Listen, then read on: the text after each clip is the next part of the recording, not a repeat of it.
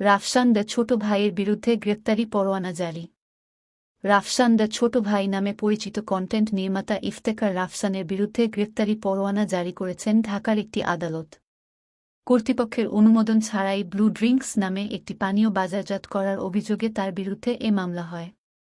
ঢাকার বিশুদ্ধ খাদ্য আদালতের বিচারক আলাউল আকবর সম্প্রতি এ মামলায় তার বিরুদ্ধে গ্রেপ্তারি পরোয়ানা জারির আদেশ দেন। ঢাকা দক্ষিণ সিটি কর্পোরেশনের খাদ্য পরিদর্শক কামরুল ইসলাম এ তথ্য নিশ্চিত করেছেন। কামরুল ইসলামী ব্লু ড্রিঙ্কস বাজারজাত করার অভিযোগে সম্প্রতি ইফতেখার রাফসানের বিরুদ্ধে ঢাকার বিশুদ্ধ খাদ্য আদালতে মামলাটি করেছিলেন। বাংলাদেশের জনপ্রিয় কন্টেন্ট নির্মাতাদের মধ্যে অন্যতম রাফসান দ্য ছোট ভাই।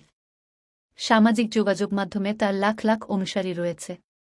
সম্প্রতি একটি বিষয় ঘিরে তাকে নিয়ে সামাজিক যোগাযোগ মাধ্যমে ব্যাপক আলোচনা